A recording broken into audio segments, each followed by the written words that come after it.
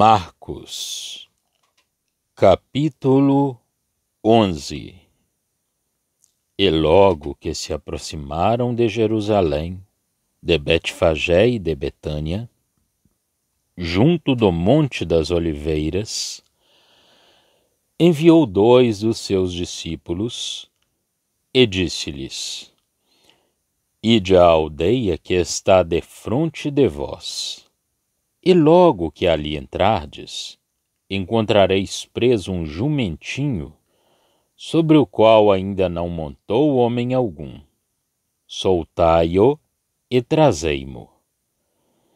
E se alguém vos disser: Por que fazeis isso? Dizei-lhe que o Senhor precisa dele, e logo o deixará trazer para aqui. E foram, e encontraram o jumentinho preso fora da porta, entre 2 caminhos, e o soltaram. E alguns dos que ali estavam lhes disseram: Que fazeis soltando o jumentinho? Eles, porém, disseram-lhes como Jesus lhes tinha mandado, e deixaram-nos ir. E levaram o jumentinho a Jesus e lançaram sobre ele as suas vestes, e assentou-se sobre ele. E muitos estendiam as suas vestes pelo caminho, e outros cortavam ramos das árvores, e os espalhavam pelo caminho. E aqueles que iam adiante, e os que seguiam, clamavam, dizendo: Hosana! Bendito o que vem em nome do Senhor! Bendito o reino do nosso pai Davi, que vem em nome do Senhor! Hosana nas alturas! E Jesus entrou em Jerusalém, no templo, e tendo visto tudo em redor, como fosse já tarde, saiu para Betânia com os 12. E no dia seguinte, quando saíram de Betânia, teve fome. E vendo de longe uma figueira que tinha folhas, foi ver se nela acharia alguma coisa, e chegando a ela, não achou senão folhas, porque não era tempo de figos. E Jesus, falando, disse à figueira: Nunca mais coma alguém fruto de ti. E os seus discípulos ouviram isto. E vieram a Jerusalém, e Jesus, entrando no templo, começou a expulsar os que vendiam e compravam no templo, e derrubou as mesas dos cambiadores e as cadeias dos que vendiam pombas. E não consentia que alguém levasse algum vaso pelo templo. E os ensinava, dizendo: Não está escrito: A minha casa será chamada por todas as nações casa de oração? Mas vós a tendes feito covil de ladrões. E os escribas e príncipes dos sacerdotes, tendo ouvido isto, buscavam ocasião para o matar, pois eles o temiam, porque toda a multidão estava admirada acerca da sua doutrina. E sendo já tarde, saiu para fora da cidade. E eles, passando pela manhã, viram que a figueira se tinha secado desde as raízes. E Pedro, lembrando-se, disse-lhe: Mestre, eis que a figueira que tu amaldiçoaste se secou. E Jesus, respondendo, disse-lhes: Tende fé em Deus, porque em verdade vos digo que qualquer que disser a este monte: Ergue-te e lança-te no mar, e não duvidar em seu coração, mas crer que se fará aquilo que diz, tudo o que disser lhe será feito. Por isso vos digo que todas as coisas que pedirdes, orando, crede receber, e tê-la-eis.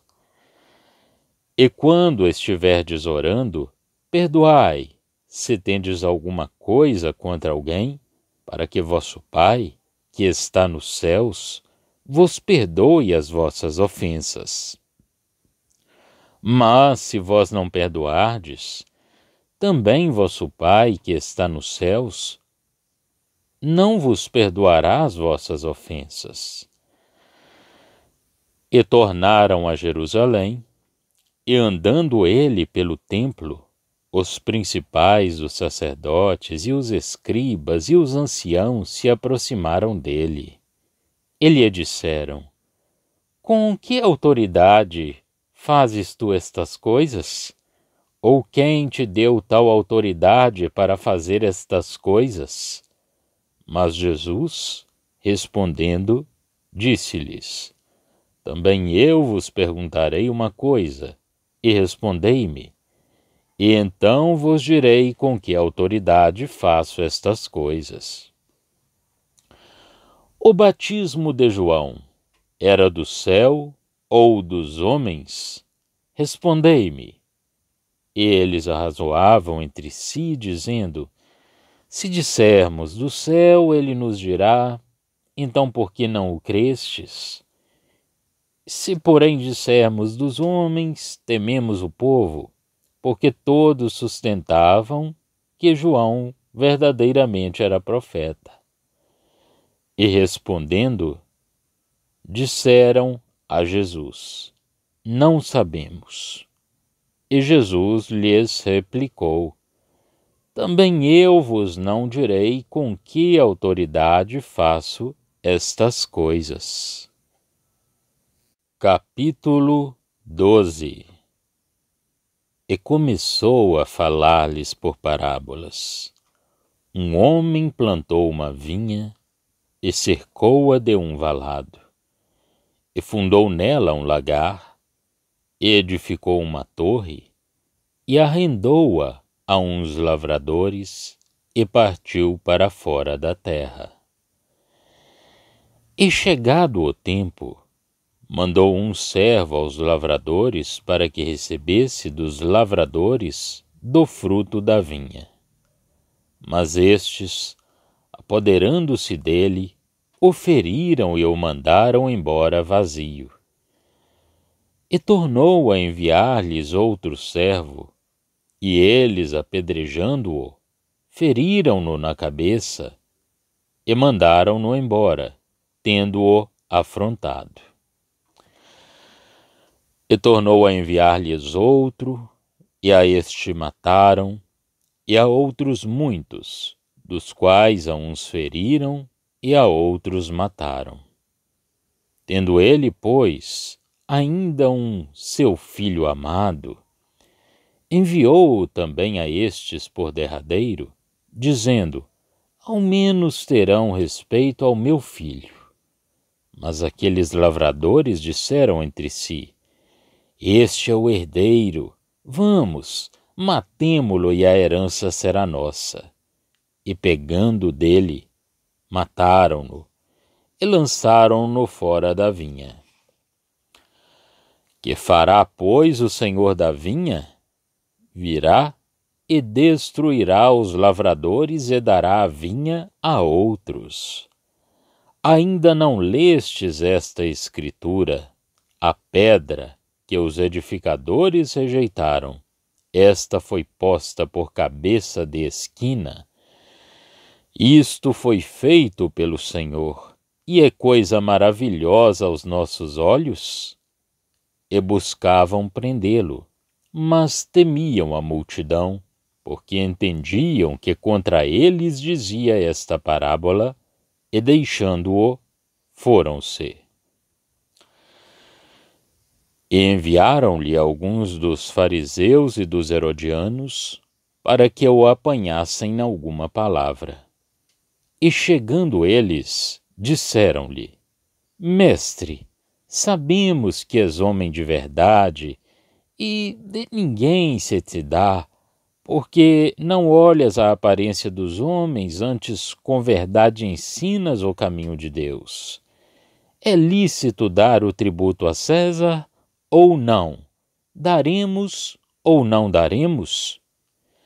Então ele, conhecendo a sua hipocrisia, disse-lhes: Por que me tentais?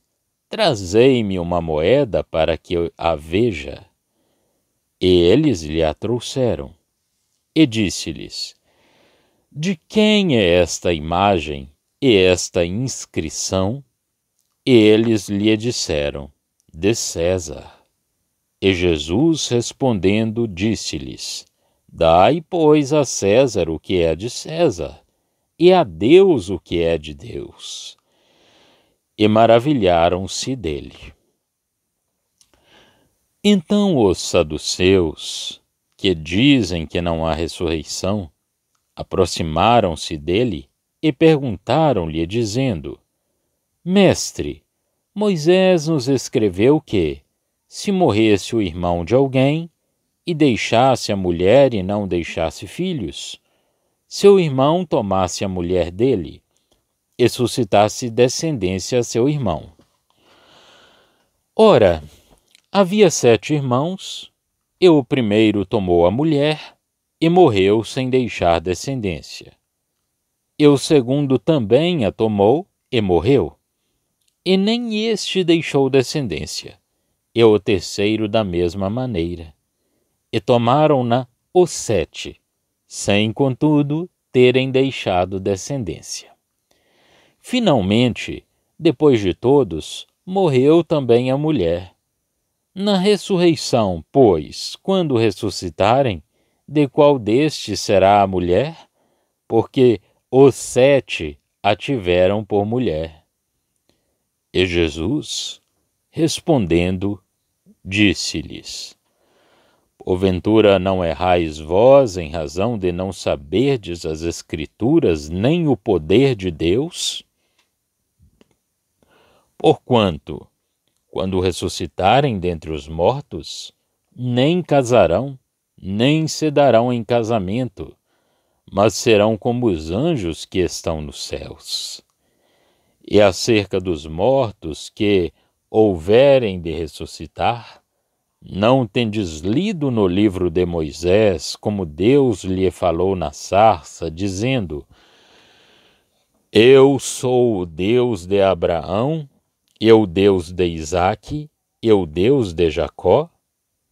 Ora, Deus não é de mortos, mas sim é Deus de vivos. Por isso vós errais muito. Aproximou-se dele um dos escribas que os tinha ouvido disputar, e sabendo que lhes tinha respondido bem, perguntou-lhe: Qual é o primeiro de todos os mandamentos?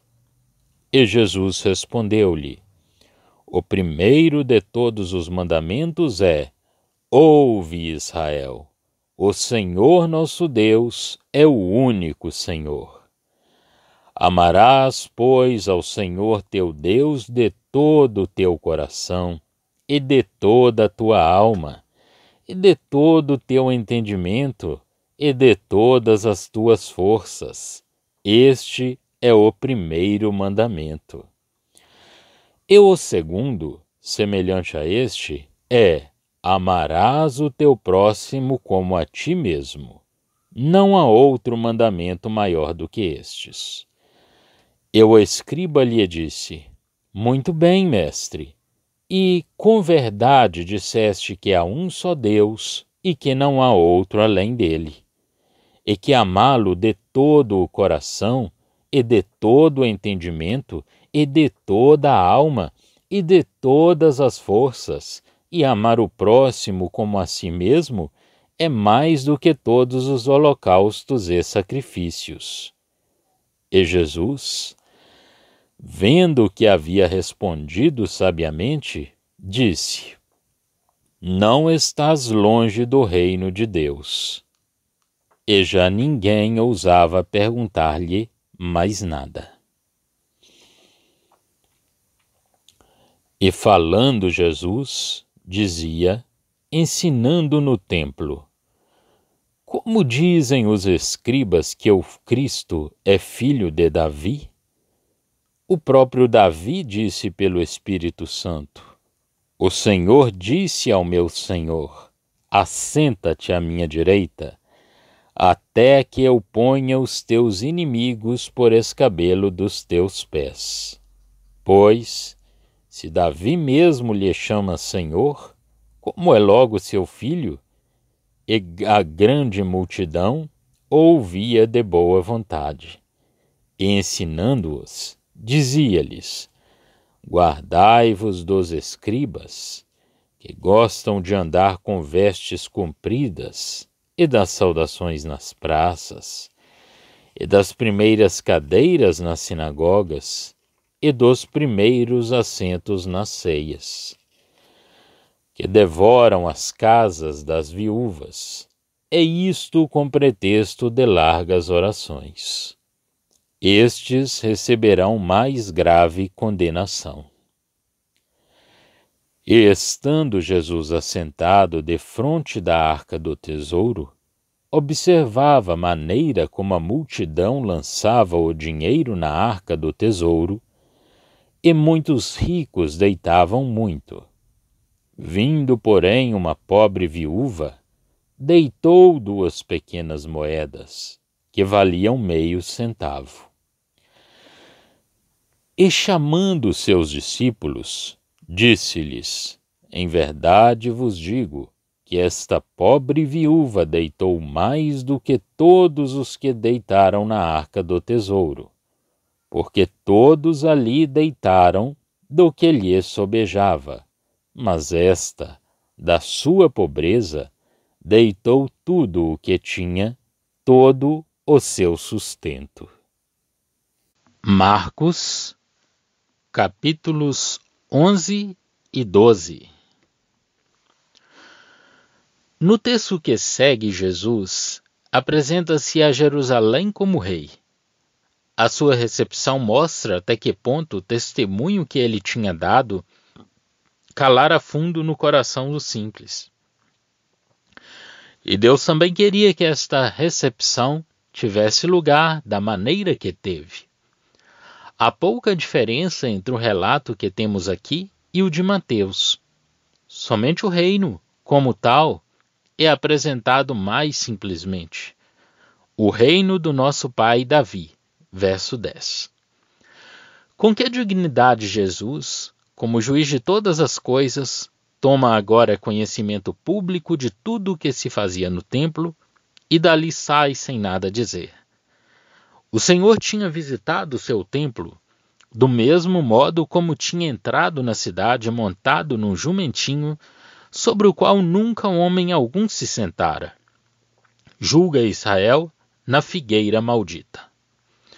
É o homem sob a antiga aliança, a carne sob a exigência de Deus, e nunca fruto algum aí crescerá. A glória do Senhor, da casa do Eterno, é reivindicada com autoridade, uma autoridade que Jesus reclama e que exerce na sua própria pessoa. Os escribas e os principais sacerdotes recuam perante o ascendente que a sua palavra lhe tinha dado sobre o povo. E fosse qual fosse a malícia deles, Jesus sai da cidade sem ser molestado. No dia seguinte, os seus discípulos espantam-se ao verem que a figueira tinha secado até a raiz. Jesus assegura-lhes que tudo o que eles pedirem com fé lhes será feito, mas deverão agir em graça para gozarem desse privilégio. Os escribas, os principais sacerdotes e os anciãos, confundidos, perguntam-lhe com que autoridade fazia ele aquelas coisas, ou quem lhe deu tal autoridade para as fazer. Mas Jesus dirige-se à consciência deles de maneira a demonstrar-lhes a sua incompetência para lhe fazerem uma tal pergunta, descobrindo ao mesmo tempo a falta de sinceridade deles. Não sabiam que responder à questão do batismo de João. Com que direito então os submetiam eles às suas questões a respeito dos seus próprios pecados? Não sabiam decidir nada, quando havia oportunidade de o fazer. Por outro lado, com a sua resposta, ou teriam sancionado a obra de Jesus, ou teriam perdido a autoridade sobre o povo ao renegarem o batismo de João, que tinha dado testemunho de Cristo. Quanto ao ganhá-los, já não se tratava disso. Mas que frivolidade que é a sabedoria do homem em presença de Deus e da sua sabedoria. A mudança de dispensação e o pecado que rejeitava o rei tem um lugar mais demarcado no Evangelho segundo Mateus. Em Marcos, é dada mais ênfase ao serviço de Cristo como profeta. Em seguida, Jesus apresenta-se como rei, como já vimos. E nestes dois evangelhos, vemos que é Jeová quem cumpre a missão que ele se dignou tomar. Consequentemente, encontramos em Mateus acusações mais pessoais contra os judeus, como na parábola dos dois filhos, Mateus 21, de 28 a 32, e a particularidade da mudança de dispensação na parábola das bodas, Mateus 22, de 1 a 14. Estas duas parábolas não se encontram em Marcos. Neste evangelho, o Espírito de Deus apresenta-nos a imutável dignidade da pessoa do Senhor e o simples fato de que o profeta e o rei eram rejeitados. Rejeição essa que acarretava o julgamento de Israel. É, aliás, o mesmo testemunho geral que vimos em Mateus. Em seguida, o Senhor dá o resumo de toda a lei como princípio de bênção entre a criatura de Deus e o que constituía a pedra de toque para o coração na rejeição de Cristo. Digo para o coração porque a prova estava realmente lá, embora fosse apenas na inteligência que ela aparecia. Mesmo quando se tinha princípios verdadeiramente ortodoxos, Cristo sendo rejeitado, o coração que não se ligasse à sua pessoa não podia segui-lo no caminho para onde a sua rejeição o conduzia. O sistema dos desígnios de Deus, que dependia dessa rejeição, era uma dificuldade. Embora sem o terem compreendido antes, os que estavam ligados à sua pessoa seguiam-no e encontravam-se nesse mesmo caminho. Assim, o Senhor dá a essência da lei, de toda a lei, como ensinamento essencialmente divino, e o ponto onde os desígnios de Deus são transplantados para a nova cena, onde devem cumprir-se fora da maldade e da má vontade do homem.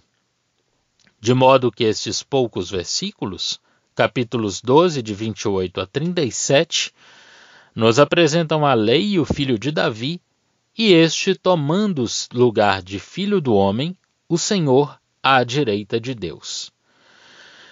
Era o segredo de tudo que se passava. A união do seu corpo, a assembleia com ele próprio, era tudo o que faltava.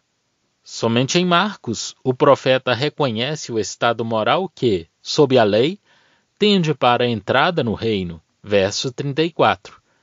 Este escriba tinha o espírito de entendimento. O quadro da condição que trazia o julgamento, que encontramos em Mateus 23, não nos é dado aqui. Não era o seu assunto na ocasião. Jesus, ainda como profeta, adverte moralmente os seus discípulos.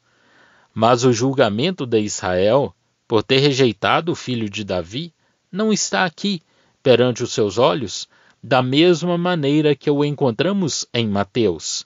Quer dizer que não é da rejeição que o Espírito Santo se ocupa agora. O verdadeiro caráter da devoção dos escribas é assinalado e os discípulos são prevenidos contra eles. O Senhor faz-lhes sentir também o que, aos olhos de Deus, dava verdadeiro valor às ofertas que eram trazidas para o templo. Já estão disponíveis para leitura os comentários do Novo Testamento e do Antigo Testamento de João Nelson Darby. Estão nos formatos de livro, e-book, também aplicativo para o celular Android. Visite o nosso site www.palavrasdoevangelho.com.